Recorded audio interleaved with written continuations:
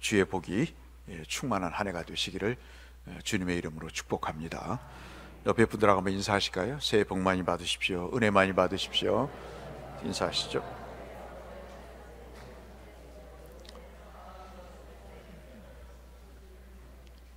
다치지 마시고 또 마음 상하는 일 없으시기를 바라고, 그리고 계획하시는 모든 일에 하나님께서 합격으로 또 형통으로 함께 하시기를 또 목사인 저도 기도하며 하나님 앞에 중보하는 한 해를 지내도록 그렇게 하겠습니다. 사람은 저마다 비교할 수 없는, 무엇과도 비교할 수 없는 것이 있습니다. 이것 말고 다른 것으로 내가 대체해보겠다, 바꿔보겠다 하는 그런 쉽게 대체되거나 바꾸기를 원치 않는 것이 있습니다. 더더욱 그렇기 때문에 빼앗기지 않으려고 하는 것들이 있습니다. 그런 소중한 것이 누구에게나 다 있습니다. 어떤 사람은 그것이 지식일 수 있고요, 어떤 사람은 그것이 돈일 수가 있습니다. 어떤 사람은 우리가 일반적으로 다 알듯이 건강일 수 있겠고 또 자식일 수도 있겠죠. 그래서 이것이 바로 비교할 수 없고 또 누구에게도 빼앗길 수 없고 바꿔치기 할 수도 없는 이 소중한 것, 이것이 바로 우리의 삶을 지탱해가는 하나의 구루터기의 역할을 하게 됩니다. 이것이 오늘과 내일을 살아가는 또 이유이기도 하죠.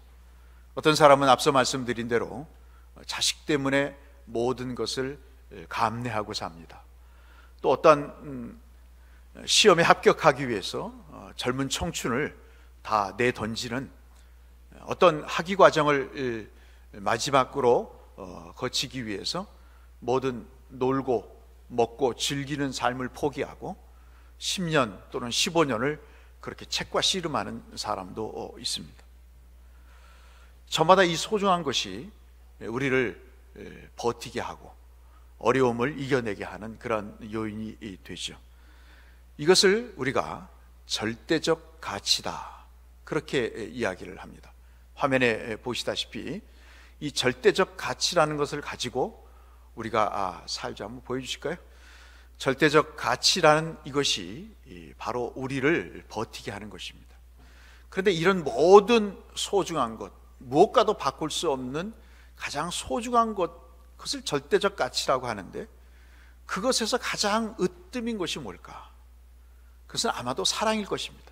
지식을 위해서도, 자녀를 위해서도, 돈을 위해서도, 그리고 명예를 위해서도, 힘을 위해서도, 권력을 위해서도 내가 어떤 것도 바꿔치기 하지 않고 내가 그것을 붙들고 나가겠다는 그 속에는 그것을 붙드는 사랑이 있기 때문에 그런 것이죠.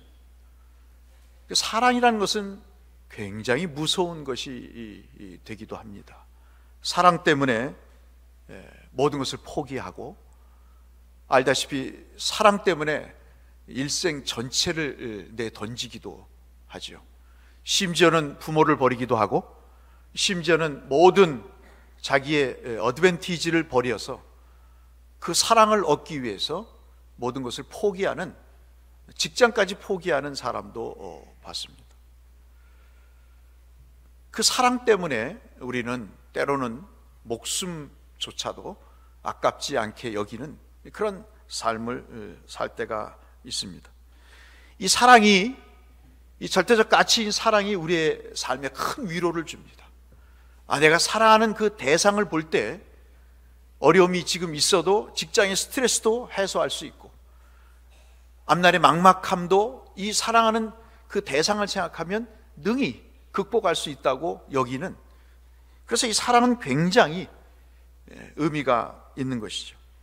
오늘 창세기의 말씀은 바로 그런 사랑 이야기를 하고 계시는 것입니다. 우리가 잘 아시다시피 창세기는 하나님께서 우주 만물을 창조하신 창조에 관한 내용이 들어있는 소위 말해서 창조 말씀이라고 우리가 알고 있습니다. 그것이 틀린 말은 아니죠. 많은 사람들이 이 말씀을 세상의 기원이, 출발이 어떻게 됐는가를 알려주는 말씀으로 이해를 합니다. 그래서 과학적인 접근 방법을 쓰죠. 도대체 빅뱅 이론이 뭐고 진화론이 뭐고, 특별히 이 우주가 어떻게 만들어졌는가, 이 생명체는 어디에서 오는가, 그것이 어떻게 과학적으로 증명이 가능한가.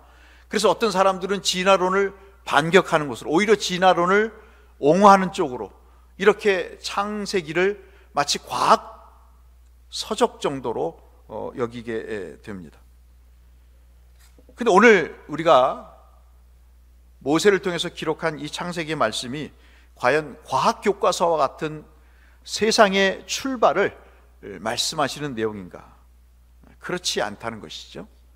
오늘 우리가 새해를 맞이해서 여러분, 창세기를 통해서 하나님이 얼마나 우리를 무엇과도 바꿀 수 없고 또 어떤 것과도 대체할 수 없는, 어떤 것과도 버리고 새로 취하는 그런 것이 아닌 오직 우리를 사랑하시는 하나님의 구원의 구구절절한 스토리를 이곳에서 발견할 수 있다고 믿으시고, 그 말씀의 은혜와 힘을 얻으셔서 저와 여러분도 이 말씀에 담겨진 그리스도의 사랑으로 올 한 해를 이겨나가시는 그런 은혜의 시간이 되시기를 주님의 이름으로 축복합니다. 앞서 말씀드린 대로 이 창세기는 누구에게 들려주기 위해서 쓴 책인가 하는 것이죠. 그것은 400년 동안 애굽에서 종살이를 하던 이스라엘 백성들이 이제 가나안 땅으로 들어가기 위해서 홍해를 건너서 수르 광야를 거쳐서 시내산에 머물러 있을 때 하나님께서 모세에게 주셨던 말씀입니다. 그러니까 이것은 어떤 종의 기원, 어떤 피조물의 기원을 말씀하시는 것이 아니고, 시내산이라고 하는 산자락 아래에 남자들만 60만 명, 남녀노소를 또 종을 포함하면 250만 명이 넘는 그 사람들이 앉아있는 그 장소에서 너희를 구원하신 하나님이 누군가를 설명하기 위해서 창세기를 썼다는 것이죠.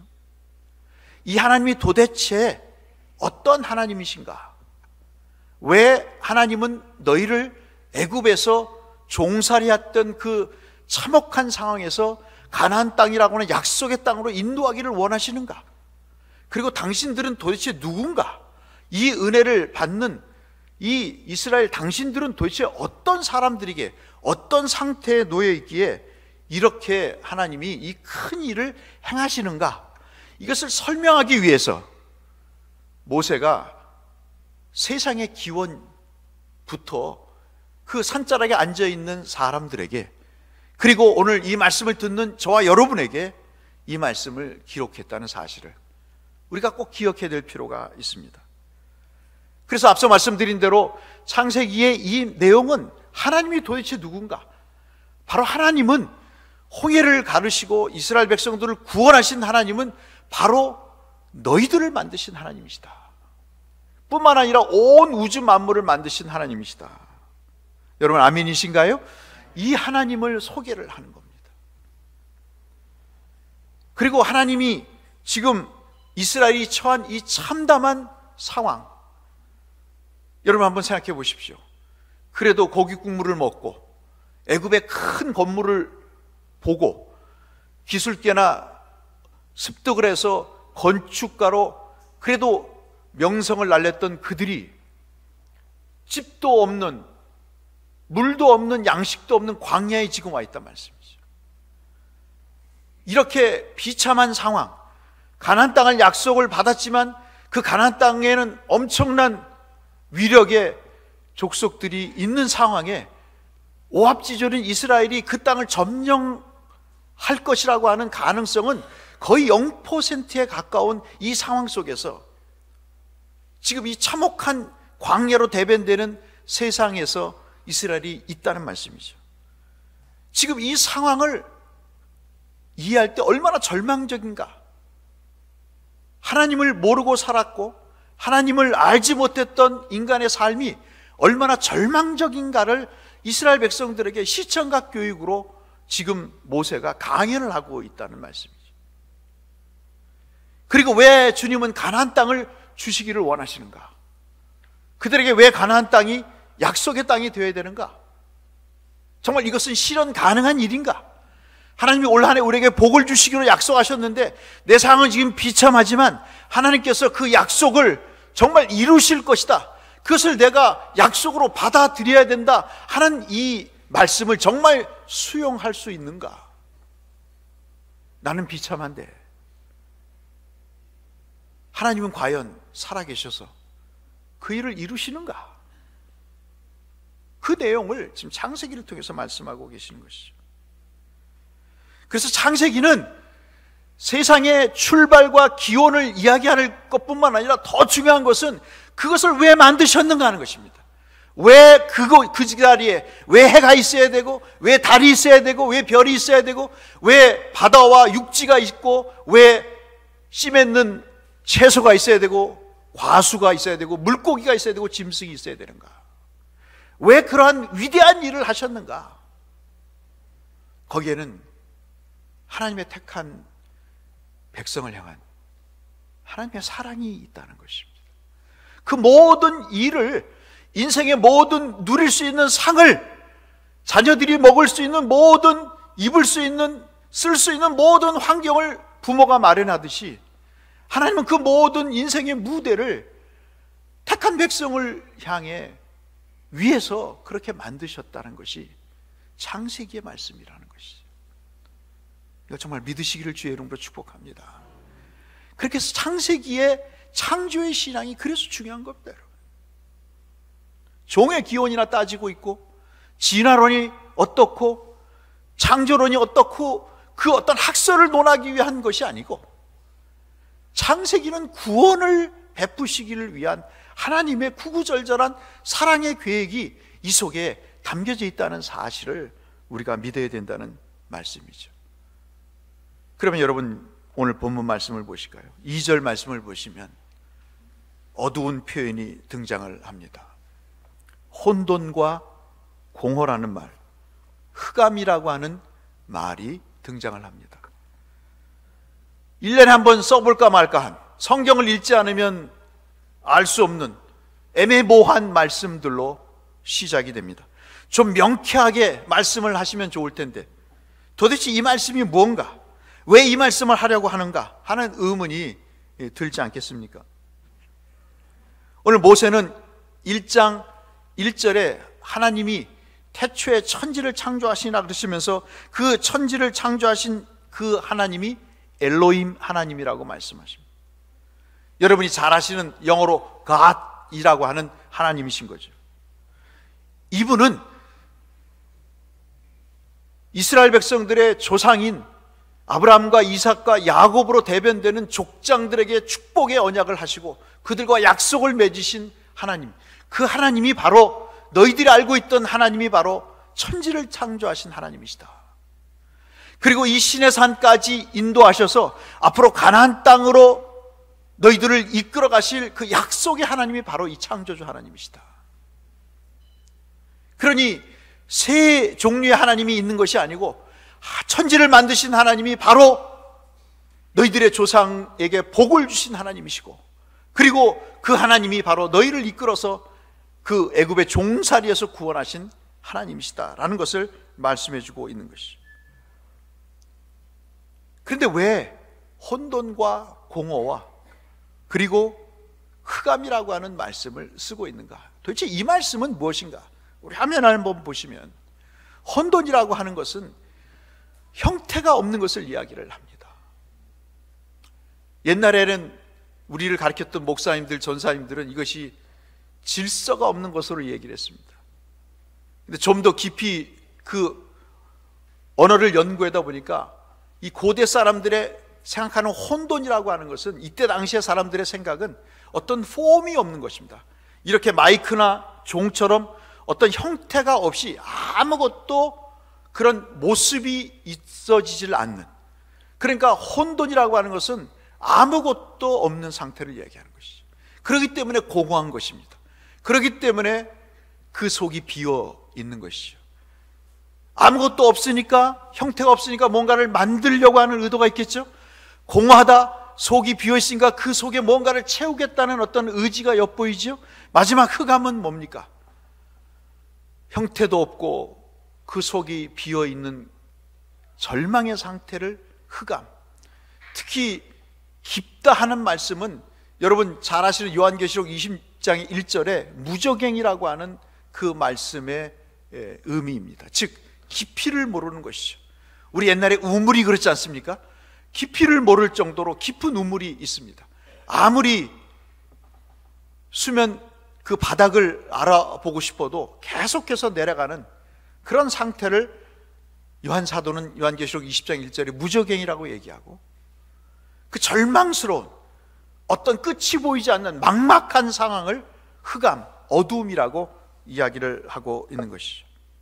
왜 이런 표현을 모세가 지금 시내산에 있는 백성들에게 희망을 줘도 부족할 판에 이 말씀을 하고 있을까 말이죠. 이것은 이스라엘의 버려진 상태를 얘기합니다. 앞서 말씀드린 대로 400년 동안 이스라엘 백성들은 애굽에서 살았습니다. 모습은 유대인이에요. 이스라엘 사람이에요. 근데 그 속은 애굽 사람인 겁니다. 여호와라는 하나님을 모르는 사람이에요. 어렴풋하게 기억은 나지만 아브라함과 이삭과 야곱의 하나님이라는 사실은 알지만, 그러나 그것이 내 하나님이라는 사실은 거의 다 모르는 상황 속에 살고 있는 거죠. 내 아버지는 목사요, 내 아버지는 장로요, 내 엄마는 권사님이고 집사님인데, 그런데 내 자녀들은 전혀 하나님을 모르는 상황. 내가 죽으면 전혀 하나님이, 그들의 하나님이 되지 못하는 그런 상황. 그런 영적으로 버려진 상태를 이야기하는 것이죠. 우리가 이민을 가다 보면 그렇잖아요. 살다 보면 껍데기는 한국 사람이에요. 그런데 자기는 미국 사람이라고 얘기합니다. 왜냐하면 사고방식이 생물학적으로는 한국의 피를 갖고 태어났지만, 그러나 생각이나 행동 양식이나 모든 가치관은 서양 사람인 것이죠. 그래서 말도 한국말 하기를 싫어하고 영어 하기를 좋아하는 그런 이상한 사람으로 바뀌게 되는 것이죠. 지금 이스라엘이 그런 버려진 상태, 정말 밑바닥에 내동댕이 친 상태임을 지금 모세는 이렇게 혼돈과 공허와 흑암이라고 하는 절망적인 표현을, 단어를 3개를 들어서 그렇게 쓰고 있는 것입니다. 이 말씀을 받아서 에베소서 2장 12절에 사도 바울이 이런 말씀을 하고 있습니다. 우리 같이 한번 읽어보실까요? 여러분 화면에 준비됐으면 같이 읽겠습니다. 시작. 그때 너희는 그리스도 밖에 있었고 이스라엘 나라 밖의 사람이라 약속의 언약들에 대하여는 외인이요 세상에서 소망이 없고 하나님도 없는 자이더니. 아멘이시죠? 우리가 예수를 믿기 전엔 그랬단 말씀입니다. 너희들이 400년 동안 애굽에서 종사를 하든 돈을 벌든 기술을 익히든 공부를 하든, 그러나 그때 당시에는 너희들은 버려진 상태라 이거죠. 마치 세상의 첫 기원이 하나님이 없는 상태가 공허하고 혼돈하고 흑암에 있는 상황처럼 지금 너희들의 영혼의 상태가 그런 상태였다는 것이죠. 그런데 하나님께서 이 절망스럽고 비참한 상황을, 하나님을 모르는 이 텅 비고 아무것도 믿음의 형태가 없는 그 상황 속에 하나님이 무언가를 만드신다는 것입니다. 그것이 허장로님 오늘 기도하신 새로운 피조물로서의 창조를 얘기하는 것이죠. 하나님의 백성으로서의 모양, 하나님의 백성이 가져야 될 속 사람, 어둠이 물러가고 우리가 조금 이따 보게 될 그 절망스러움이 거쳐지고 빛이라고 하는 소망이 그 인생의 길을 열게 하는 그러한 새 창조가 있게 된다는 사실을 말씀을 하고 있는 것이죠. 사랑하는 성도 여러분, 우리는 정도의 차이는 있지만 나름 절망의 경험이 우리에게는 있습니다.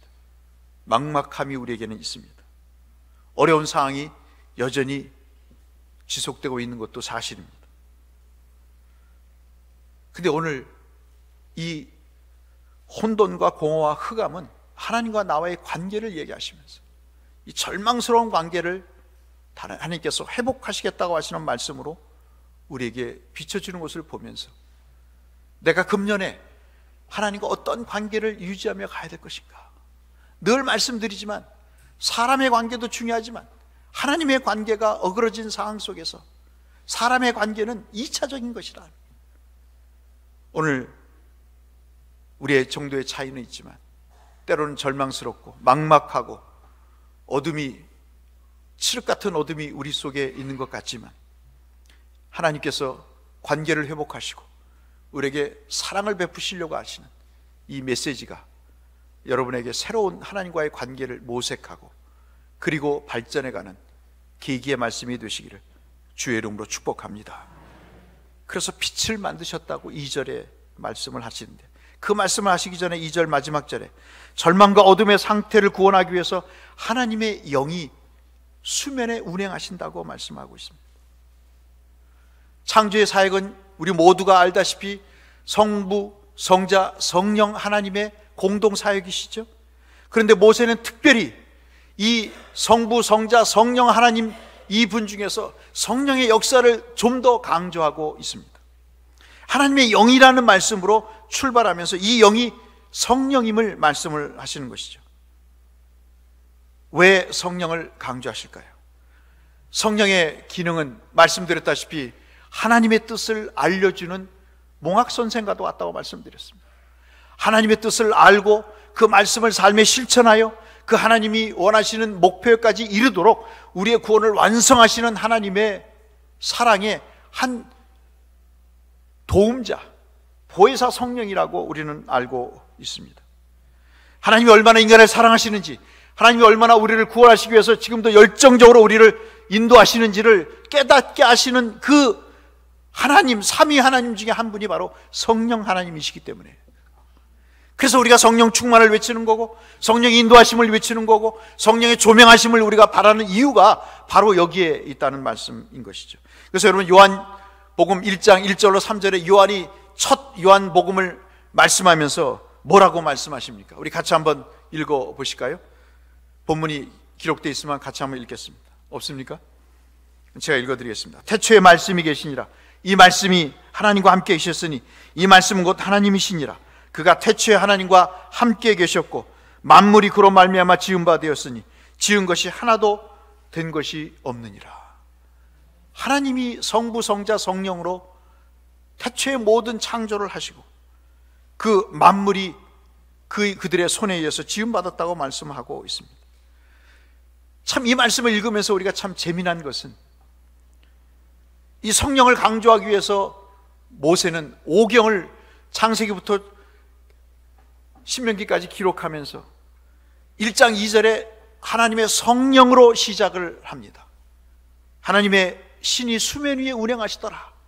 그렇게 창세기로 그 모세오경을 시작하고, 여러분 나중에 찾아가서 읽어보시면 알겠습니다만 신명기 마지막 부분이 34장 9절에 모세가 여호수아에게 자기 후계자에게 안수할 때 그 안수하는 순간 여호수아에게 지혜의 영이 충만히 임했다라고 34장 신명기 9절에 설명을 하고 있습니다. 그래서 성령의 역사로 끝나는 것이죠. 우리가 어떻게 하나님이 우리를 구원하시고 어떻게 우리를 사랑하셨는가를 뭘로 알 수 있겠습니까, 여러분? 우리가 아무리 들여봐도 이 말씀을 알지 못하고 이 뜻을 알지 못했는데, 우리가 이 말씀의 뜻을 알고 이 말씀에 감격하고 이 말씀이 내게 주신 하나님의 축복의 말씀이고 우리 가족을 구원하고 우리 자녀를 구원하시기 위한 사랑의 말씀이라는 사실을 우리가 어떻게 알겠습니까, 여러분? 말 잘하는 목사를 통해서요? 성경 잘 가르치는 교사를 통해서요? 그럴 수 있습니다, 여러분. 그러나 그것이 마음에 와닿지 않으면 아무짝에 쓸모가 없는 거죠. 누가 하십니까? 성령이 하십니다. 성령께서 그 일을 하시는 거죠. 저는 이 설교를 준비를 하면서 정말 저와 여러분의 심령에 성령의 조명하심이 있기를, 성령의 깨닫게 하심이 있기를, 성령의 인도하심이 있기를 간절한 기도의 마음을 담아서 이 설교를 준비했습니다. 여러분, 올 한 해 이 성령과 함께 동행하셔서 여러분도 구원받으시고 여러분의 가족도 자녀도 구원받는 우리 교회가 부흥하는 역사가 있기를 주의 이름으로 축복합니다. 빛은 뭘까요? 거대한 에너지라고 얘기하는 사람도 있습니다. 총신대 교수들은 태양이라고 얘기하는 사람도 있습니다. 그러나 이 빛은 뭘까요? 그리스도이십니다. 요한복음 1장 4절, 제가 아까 말씀드린 내용, 고린도후서 4장 6절 말씀 한번, 고린도후서 4장 6절 말씀 그 다음 한번 보여주실까요? 우리 같이 읽겠습니다. 어두운 데서 빛이 빛이라 말씀하시던 그 하나님께서 예수 그리스도의 얼굴에 있는 하나님의 영광을 아는 빛을 우리 마음에 비추셨느니라. 아멘이시죠? 그리스도가 우리의 빛인 거예요. 그리스도께서 우리에게 빛을 비춰주지 아니하시면 그리스도도 모르고 부모도 모르고 아무도 모르는 것입니다. 요한사도는 아까 말씀드린 대로 요한복음 1장 9절에 참빛 곧 세상에 와서 각 사람의 비추는 빛이 있었다라고 이야기를 하고 계셔서 이 빛이 바로 그리스도이심을 말씀하고 있습니다. 그러니까 창세기를 이해하시기 위해서는 요한복음을 여러분 열심히 읽어보시면 그리스도가 곧 주께서 만드신 첫 빛이라는 사실을 우리에게 말씀해주고 있는 것이죠. 예수 그리스도만이 온 세상에 빛이심을 믿습니다. 디도서 1장 1절에도 우리의 소망이신 예수를 말씀하고, 골로새 1장 27절에도 그리스도가 영광의 소망이라고 우리에게 말씀해 주고 있습니다. 그래서 이 말씀이 오늘 우리에게 나를 규정짓는 정체성이 되어야 돼요. 나에 대한 아이덴티티가 되어야 돼요. 내가 누군가 말이에요. 나는 공허하고 흑암 중에 있었고, 그리고 기품 위에 있었지만, 혼돈 가운데 있었지만, 나를 치명적이고 절망적이고 보잘것없는 나를 하나님이 구원하셔서 나를 소망의 빛이 되게 하셨다. 나를 구원의 장본인이 되게 하셨다. 어둠에 있던 나를 하나님이 이 모든 우주 만물을 창조하시면서 그 창조물 속에 담겨진 나를 향한 하나님의 구원의 그 지식을 알게 하셨을 정도로 나는 그렇게 존귀한 사람이다. 장장로님 말씀하신 대로 천하보다 귀중한 영혼이 바로 그 의미가 거기에 담겨져 있는 것입니다. 사랑하는 성도 여러분, 이것이 여러분의 고백이 되시기를 축복합니다. 그러면 우리가 어떠한 일이든지 이겨나갈 수가 있습니다. 오늘 말씀을 맺습니다. 이 빛을 만드시고 하나님이 보시기에 좋았더라, 그렇게 말씀을 하십니다. 합력하여 선을 이루신다고 로마서 8장 28절에 말씀드렸죠. 하나님의 끝은 선하신 겁니다. 인간의 끝은 추잡할 수 있습니다. 뒤끝이 안 좋을 수 있습니다. 그러나 택한 백성을 사랑하기 위해서 어떤 일을 하셨던 하나님의 그 결과는 선하신 줄로 믿으시기를 주의 이름으로 축복합니다. 여러분, 50장 창세기 50장 20절에 뭐라고 맙니까? 오늘 아침에도 말씀을 나눴듯이, 새벽에 나눴듯이, 요셉이 그 형제들을 용서하면서 너희들은 악하게 나를 대했지만 그러나 하나님은 그것을 선으로 바꾸셔서, 좋은 상태로 바꾸셔서 하나님이 그 역사를 이루셨다고. 자기가 왜 용서를 할 수 있었는가? 인격적으로 고상함도 아니요, 마음이 넓어서도 아니요, 그것은 하나님의 주권과 구원을 믿기 때문에 그 하나님의 일을 내가 어떻게 대행할 수 있겠는가? 내가 하나님을 대신해서 너희를 정죄할 수 있겠냐고. 내가 용서하는 것이 아니라 하나님이 나를 용서하시듯 내가 너희들을 용서한다고, 그리고 너희들을 용서할 뿐만 아니라 너희들을 돌볼 것이라고, 너희 자식까지 돌볼 것이라고 말씀했던 그 내용 속에 하나님은 악을 선으로 바꾸셨다는 것이죠. 누가 역사하셨기 때문입니까? 성령이 역사하셨기 때문인 것이죠. 우리는 다 해되고 싶잖아요. 끝장을 보고 싶잖아요. 저도 그런 삶을 살았습니다. 그런데 우리는 하나님의 자녀들이잖아요. 성령이 역사하는 하나님의 백성들이잖아요. 그럼 누구를 의지해야 되겠습니까? 성령을 의지해서 선한 열매를 맺어야 되지 않겠습니까?